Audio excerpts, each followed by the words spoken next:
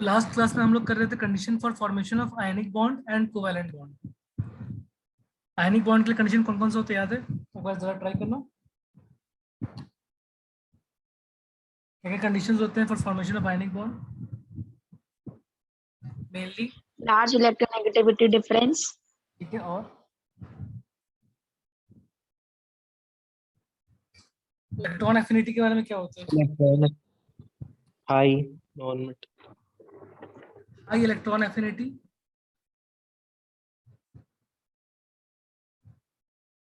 Okay Harshul. low ionization potential for Low ionization electropositive potential. element, low ionization potential for the metal atom जो कि electropositive element होगा, और high electron affinity for the electronegative element. ये main points हैं तुम्हारे पास। और cation anion का size क्या पता है? साइज ऑफ कैटायन एनायन क्या होना चाहिए? cation should be larger and anion should be smaller. Preferably large cation and small anion. Okay. First point है लार्ज इलेक्ट्रोनेगेटिव डिफरेंस। बहुत ज़्यादा डिफरेंस होना चाहिए, एक इलेक्ट्रो पॉजिटिव होना चाहिए, एक इलेक्ट्रो नेगेटिव होना चाहिए। Next, larger cation smaller anion. Next, low ionization potential of electropositive element and high electron affinity for electronegative element. Electronegative element होगा उसका हाई इलेक्ट्रॉन एफिनिटी होना चाहिए। डिस्टेंस नहीं, difference. Ananya, low electronegativity difference.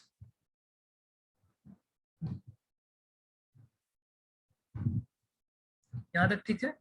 इसके बाद next हम लोगों ने स्टडी किया था condition for formation of covalent bond. Covalent bond form होने की कंडीशन क्या क्या होते हैं? पहला, डिफरेंस या तो बहुत कम हो या जीरो हो। ठीक है, डिफरेंस कम होना चाहिए, जीरो हो या फिर नेग्लिजिबल डिफरेंस हो तो बहुत अच्छी बात है। नेक्स्ट, इलेक्ट्रॉन एफिनिटी, इलेक्ट्रोनेगेटिविटी का क्या पता है तुमको? Both atoms should have high electronegativity. Both atoms should have high electronegativity. Both atoms should preferably have high electron affinity. दोनों की high electron affinity होनी जरूरी है। Then both atoms should have high ionization energy. इतना पहले note कर लो, यहाँ तक अच्छे से नोट कर लो। इलेक्ट्रोनेगेटिविटी डिफरेंस कम होना चाहिए, या फिर जीरो होगा तो और अच्छी बात है।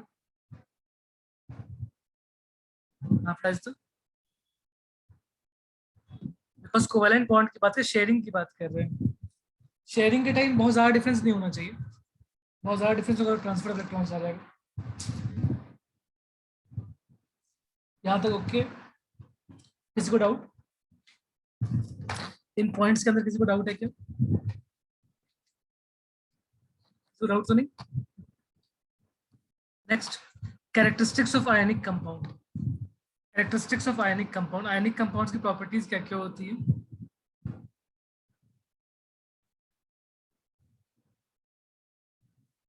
एक सेकेंड सौम्या, कौन सा वाला आयनिक कंपाउंड वाले का स्क्रीनशॉट लेना था? ये वाला लेना था स्क्रीनशॉट, या कोवैलेंट वाले का स्क्रीनशॉट लेना था? कोवैलेंट वाले का लो।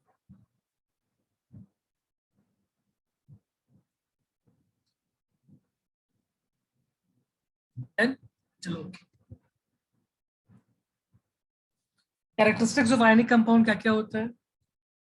वो किस स्टेट में पाया जाता है, कौन सा स्टेट होता है उसका आयनिक कंपाउंड का? जनरली क्या वो गैस के फॉर्म में पाया जाएगा आयनिक कंपाउंड, हाँ या नहीं? क्या आयनिक कंपाउंड्स गैस होते हैं, गैसियस फॉर्म में पाए जाते हैं क्या, या लिक्विड फॉर्म में? Hard solids. Ionic compounds are hard solids. Ionic compounds are hard solids. ठीक है, उनके अंदर जो फोर्स ऑफ अट्रैक्शन होता है वो होता है strong electrostatic force of attraction. और इतना स्ट्रॉन्ग फोर्स ऑफ अट्रैक्शन होता है पार्टिकल्स के बीच में कि वो किस फॉर्म में पाए जाते हैं? They exist as hard solids. ठीक है, नॉर्मल रूम टेम्परेचर पे वो जनरली हार्ड सॉलिड्स के फॉर्म में पाए जाएंगे। बहुत हीट करने के बाद ये मेल्ट होंगे, बट जनरली क्या होता है रूम टेम्परेचर पे नॉर्मल कंडीशंस में they exist as hard solids. Okay, Ananya ने यस सर लिखा था। क्या अनन्या गैसियस फॉर्म में एग्जिस्ट करते हैं क्या आयनिक कंपाउंड्स?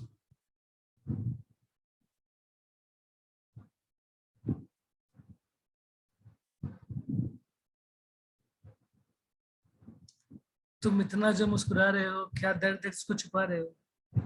हाँ, गलत आंसर के बाद इमोजी? नहीं, कोई बात नहीं। नेक्स्ट पॉइंट क्या है? Melting and boiling point. Ionic compounds का मेल्टिंग एंड बॉइलिंग पॉइंट क्या होगा? They have high melting point, high boiling point. Ionic compounds have high melting point and high boiling point. Okay, बहुत high temperature पे heat करने के बाद वो melt करेंगे।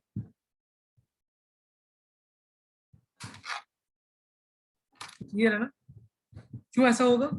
बिकॉज उनके बीच में बहुत ही स्ट्रॉन्ग फोर्स ऑफ अट्रैक्शन होता है, बहुत स्ट्रॉन्ग फोर्स ऑफ अट्रैक्शन होता है। इस कारण से मेल्टिंग पॉइंट, बॉइलिंग पॉइंट बहुत हाई होता है फॉर आयनिक कंपाउंड्स। क्या ये पॉइंट क्लियर है? हाँ या नहीं? क्लियर?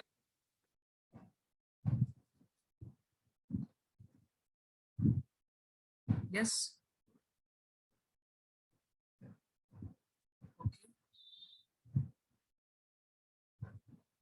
नेक्स्ट है, अब इसके बाद जो पॉइंट स्टार्ट होंगे ये सारे कंडक्टिविटी वाले पॉइंट्स। उससे पहले मैं एक पॉइंट और बता देता हूँ। डेंसिटी कैसे तुम एक्सपेक्ट करते हो? इसका डेंसिटी कैसा होगा? लो, हाई कैसा होना चाहिए डेंसिटी? आयनिक कंपाउंड्स का डेंसिटी कैसा होना चाहिए? लो होगा या हाई होगा?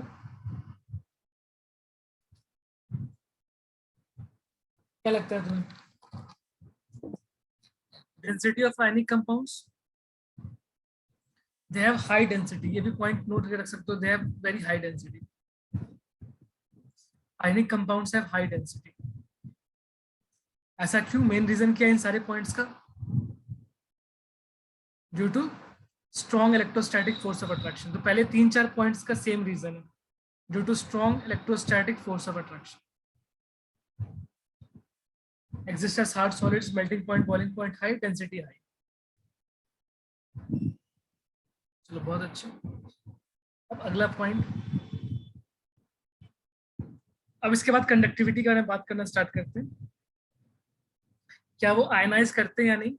तो सॉलिड स्टेट में तो आयंस के फॉर्म में नहीं होते, सॉलिड स्टेट में तो बाउंडेड होते हैं वो। But aqueous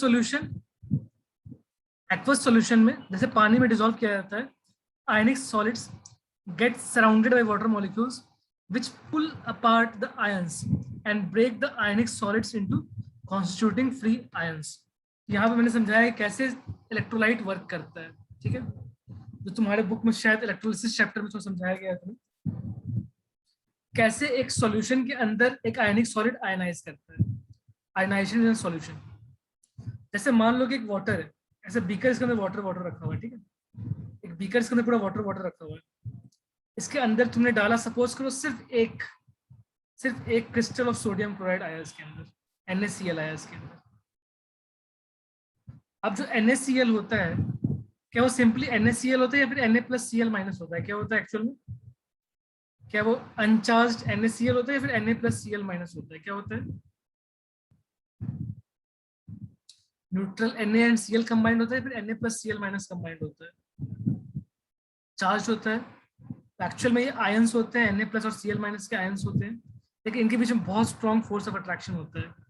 Na+ and Cl- के बीच में बहुत स्ट्रॉन्ग फोर्स ऑफ अट्रैक्शन होता है, बहुत ही स्ट्रॉन्ग फोर्स ऑफ अट्रैक्शन होता है इनके बीच में। इनको अलग करना बहुत ज्यादा मुश्किल है, ठीक है? बट अब इसके साथ क्या होता है? NaCl तो डाल दिया हम लोगों ने, तो क्या Na+ एंड Cl- है। थोड़ी देर के अंदर क्या होगा कि चारों तरफ से इसको कौन घेर लेता है? NaCl को कौन घेर लेता है?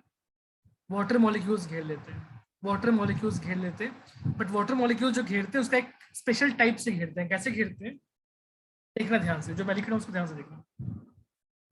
वाटर मॉलिक्यूल जो सराउंड करते हैं वो ऐसे सराउंड करते हैं, एक ऑक्सीजन का एटम, फिर हाइड्रोजन, फिर ऑक्सीजन, फिर यहाँ ऑक्सीजन, फिर हाइड्रोजन, फिर ऑक्सीजन, फिर यहाँ पर फिर से एक ऑक्सीजन, सॉरी मैं क्या लिख रहा हूँ, H2O लिख रहा था ना, खतरनाक ही कांड हो गया। ऑक्सीजन, हाइड्रोजन है, वाटर से सराउंड कर रहे हैं H2O। फिर यहाँ ऑक्सीजन, 2 हाइड्रोजन, फिर ये ऑक्सीजन, फिर इधर 2 हाइड्रोजन, ये ऐसे सराउंड करता है। इस तरीके से सराउंड क्यों करता है, कोई आइडिया, कोई गेस? सोडियम के आसपास सारे ऑक्सीजन के एटम्स आके सराउंड करते हैं इसको, और जहां पे Cl- उसके आसपास सारे हाइड्रोजन वाले एटम सराउंड करते हैं। जहां Cl- उसके आसपास सारे हाइड्रोजन वाले एटम्स आके सराउंड करते हैं। ऐसा क्यों होता होगा? Any guesses?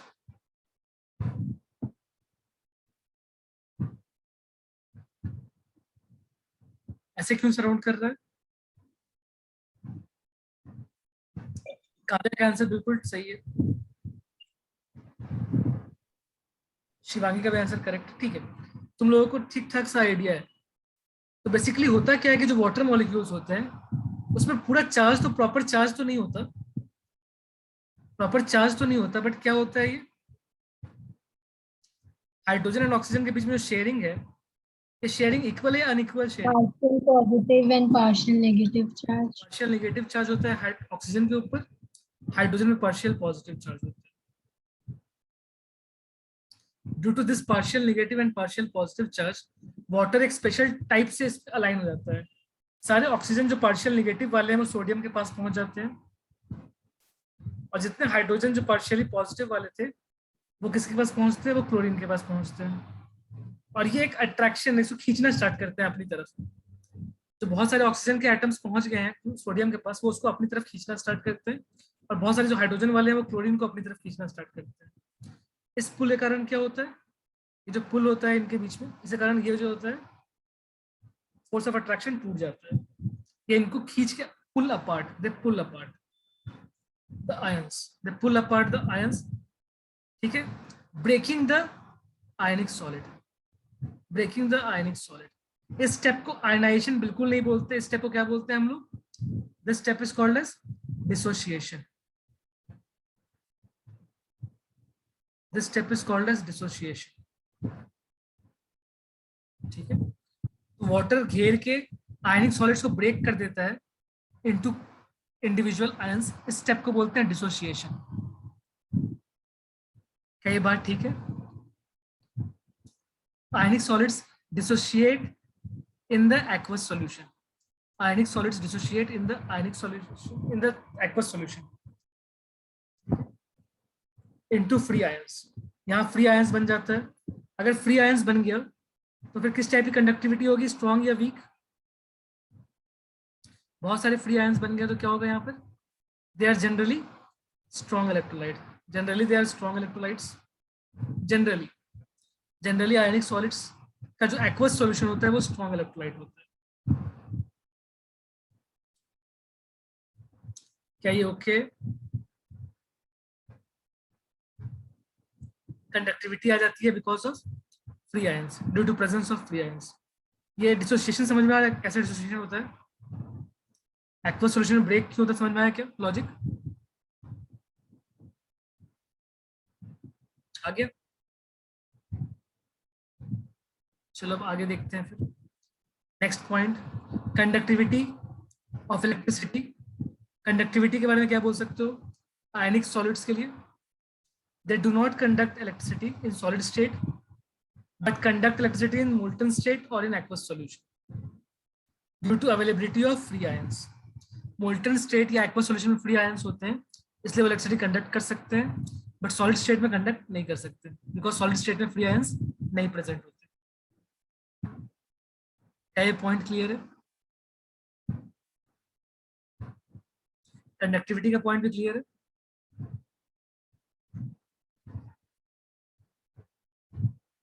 Next dissociation on passing electric current. जब इलेक्ट्रिक करंट पास करते हैं तो आयंस डिसोसिएट हो जाते हैं and migrate when electric current pass through them in aqueous solution और मोल्टन स्टेट।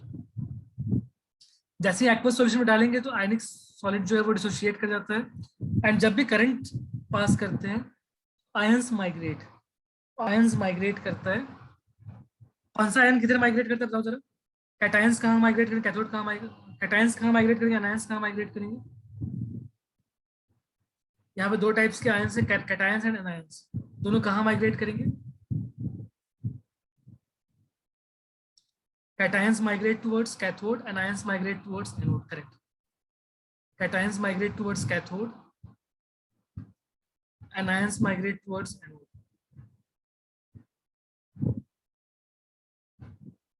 ये सारे पॉइंट्स क्लियर है। Characteristics of ionic compound clear है क्या? Characteristics of ionic compound, dissociation होता है इनके अंदर, कंडक्टिविटी होता है एंड आयंस माइग्रेट करते हैं ऑन पासिंग करंट। कोई प्रॉब्लम तो नहीं है?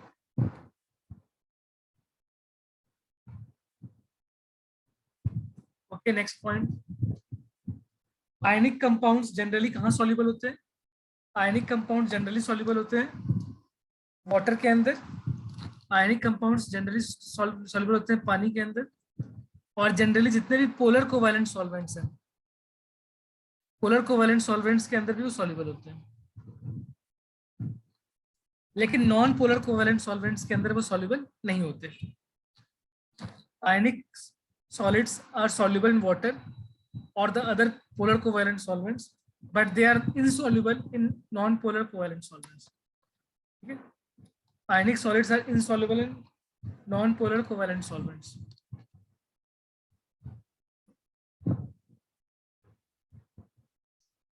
वाटर पोलर उसमें होता है, नॉन पोलर में नहीं होता। अक्षिता, पोलर में होता है, नॉन पोलर में नहीं होता।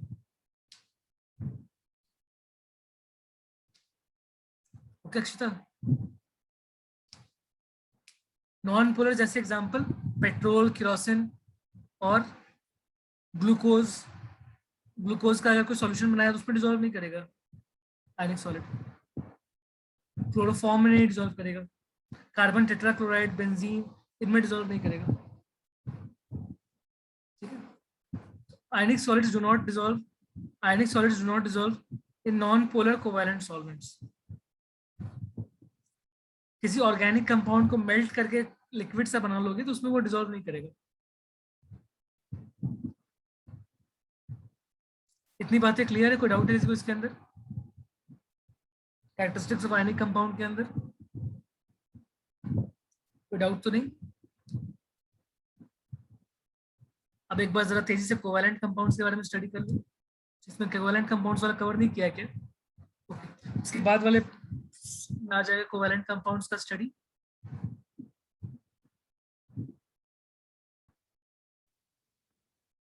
तो नेक्स्ट टॉपिक होता है characteristics of covalent compounds. Characteristics of covalent compounds कौन कौन से हैं? पहला, इनके अंदर क्या होता है, आयंस होते हैं या मॉलिक्यूल्स होते हैं कोवैलेंट कंपाउंड्स में? Covalent compounds consist of molecules. Covalent compounds consist of molecules. इनके अंदर जो फोर्स ऑफ अट्रैक्शन होता है वो स्ट्रॉन्ग या वीक होता है? फोर्स ऑफ अट्रैक्शन स्ट्रॉन्ग या वीक क्या होगा? They have weak force of attraction, तो दे विल एग्जिस्ट एज किस स्टेट में पाए जाएंगे जनरली? कोवैलेंट कंपाउंड्स का क्या होगा स्टेट? सॉलिड, लिक्विड, गैस, किस फॉर्म में पाए जाएंगे? Solid, liquid, and They will be found in the form of gases or liquids or soft solids. या तो गैसेस के फॉर्म में पाए जाएंगे या तो लिक्विड के फॉर्म में पाए जाएंगे। सॉलिड है तो फिर वो सॉफ्ट सॉलिड्स होंगे, बिकॉज उनके बीच में जो फोर्स ऑफ अट्रैक्शन है वो बहुत ही वीक फोर्स ऑफ अट्रैक्शन है। तो they have week intermolecular force of attraction, they have weak intermolecular force of attraction, low melting point, boiling point, weak intermolecular force of attraction, low melting point, boiling point। जिसके भी melting point, boiling point कम होती है, थोड़ा भी heat करो तो vaporise हो सकता है, उसको बोलेंगे they are highly volatile। Covalent compounds are highly volatile ionic compounds are non volatile, ये टर्म याद रखना। वोलेटाइल मतलब जो इजीली उसको वेपराइज कर सकते हैं, इसका बॉइलिंग पॉइंट लो होगा, उसको बोलते हैं वोलेटाइल। जिसकी बॉइलिंग पॉइंट कम होती है उसको हम लोग बोलते हैं volatile. Covalent compounds are volatile, ionic compounds are non volatile, ये पॉइंट नोट कर लेना। डेंसिटी क्या हो कोवेलेंट कंपाउंड्स का, डेंसिटी हाई या लो, डेंसिटी हाई होगा या लो होगा, थोड़ा फास्ट सभी लोग, डेंसिटी हाई होगा या लो होगा? Yes, they have low densities, covalent Low. Low densities, correct. Next, solubility की बात करते हैं तो क्या होगा, solubility of covalent compounds, solubility of covalent compounds, they are not soluble in water, they are generally not soluble in water, but they are soluble in organic solvents. अब यहाँ पे जब कोवेलेंट कंपाउंड्स की हम लोग बात कर रहे हैं तो हम लोग कोवेलेंट कंपाउंड्स का बिल्कुल एक्सट्रीम केस लेके कंपेयर कर रहे हैं। कंपैरिजन के टाइम हम लोग सबसे एक्सट्रीम केस ले रहे हैं, नॉन पोलर कोवेलेंट कंपाउंड्स। एक और फॉर्म होता है जो कि दोनों के बीच में होता है, जो आयनिक और कोवेलेंट की जो एक्सट्रीम प्रॉपर्टीज है उसके बीच में कहीं लाई करता है, जो होता है पोलर कोवेलेंट, ठीक है। जब कंपैरिजन करना होता है between ionic compounds and covalent compounds, तो ऐसे कंडीशन में हम लोग बिल्कुल एक्सट्रीम वाले केसेस को कंपेयर करते हैं, जो कि आयनिक कंपाउंड्स के सबसे स्ट्रॉन्ग आयनिक कंपाउंड्स को पिक करते हैं, एंड कोवेलेंट में सबसे नॉन पोलर कोवेलेंट कंपाउंड्स को, इन दोनों को आपस में कंपेयर कर रहे होते हैं। ये बात समझ आई?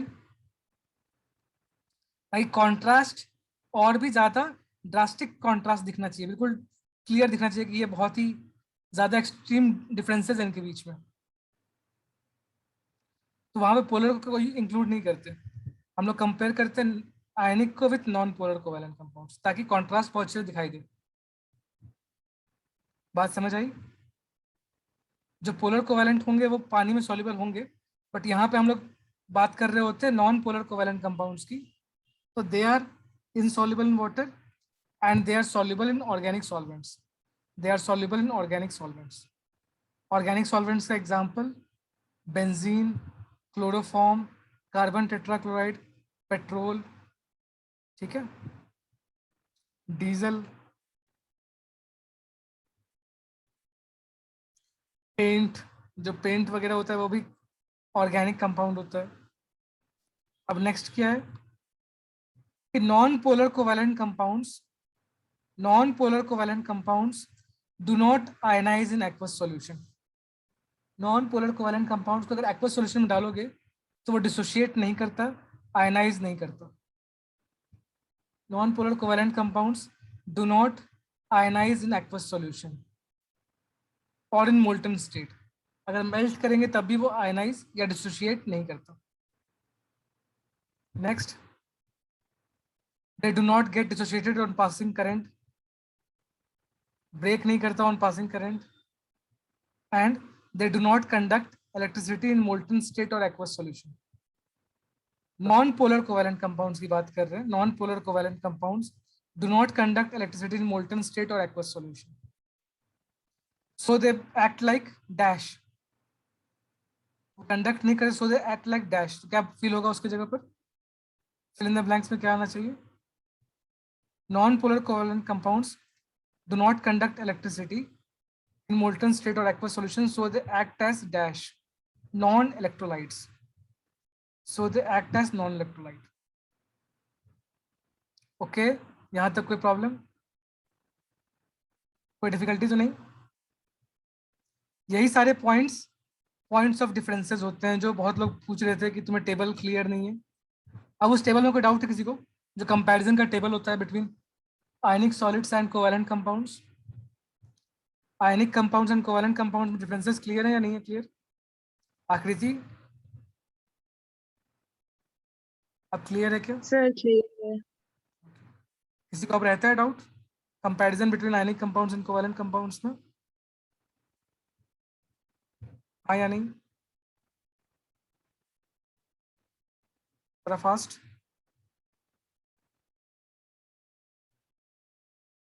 क्लियर है?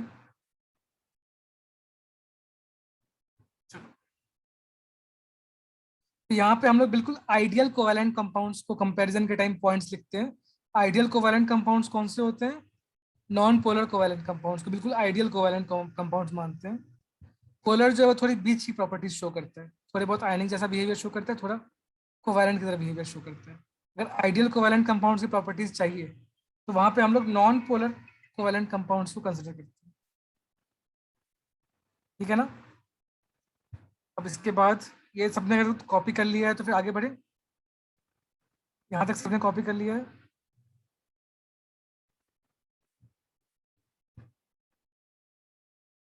स्क्रीनशॉट ले सकते हो।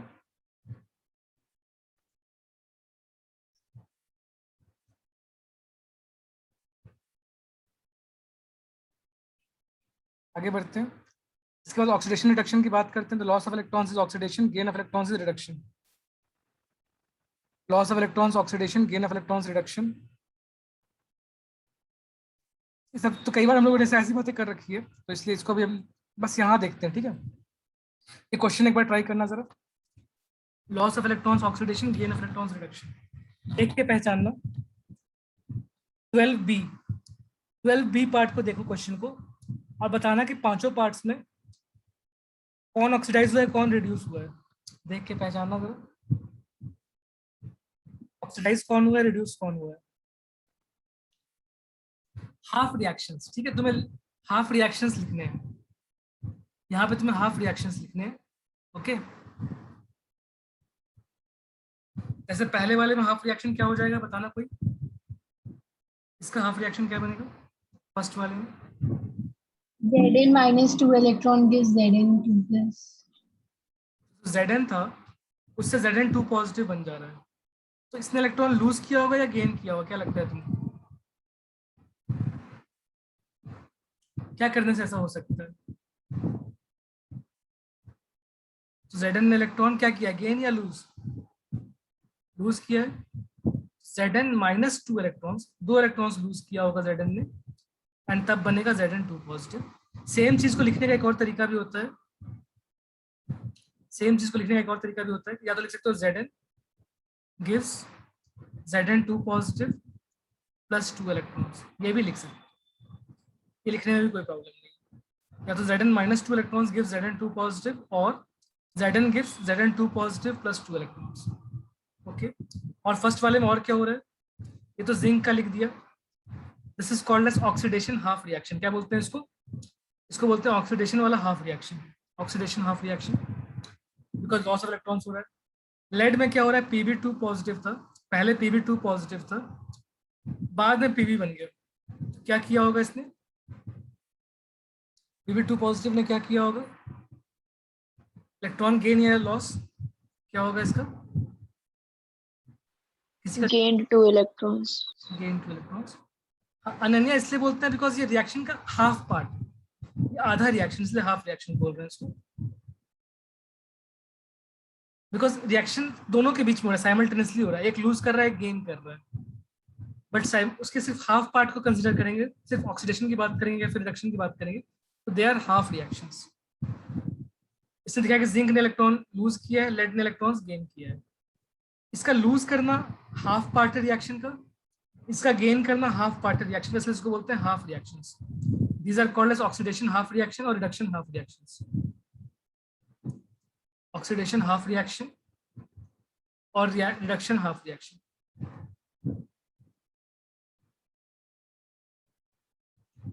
क्लियर है ना? हाफ रिएक्शन वर्ड का मतलब क्लियर है? और साथ में क्या बोलेंगे दोनों को, जब कंप्लीट की बात करेंगे तो क्या बोलेंगे उसको,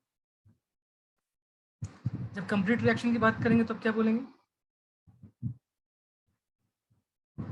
तब उसको बोलेंगे रेडॉक्स रिएक्शन। पूरे रिएक्शन को बोलते हैं रेडॉक्स रिएक्शन, मतलब रिडक्शन ऑक्सीडेशन साथ में, उसको बोलते हैं रेडॉक्स रिएक्शन। रेडॉक्स रिएक्शन का वर्ड का मतलब क्या होता है, simultaneous oxidation and reduction. Redox reaction का मतलब होता है simultaneous oxidation and reduction. Simultaneously एक ऑक्सीडाइज हो रहा है, दूसरा रिड्यूस हो रहा है, that is called as redox reaction.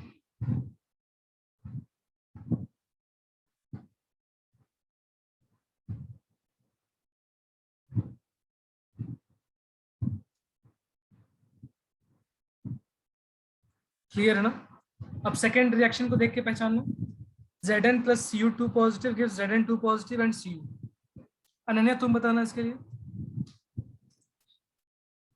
Zn plus Cu2 positive gives Zn2 positive and Cu. Reduce कौन हुआ, ऑक्सीडाइज कौन हुआ?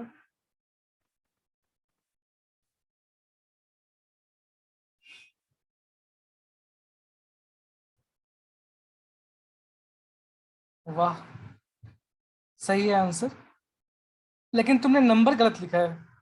जिंक अगर एक इलेक्ट्रॉन लूज करेगा तो Zn पॉजिटिव बनेगा, लेकिन 2 इलेक्ट्रॉन्स लूज करेगा तब वो Zn2 पॉजिटिव बनेगा।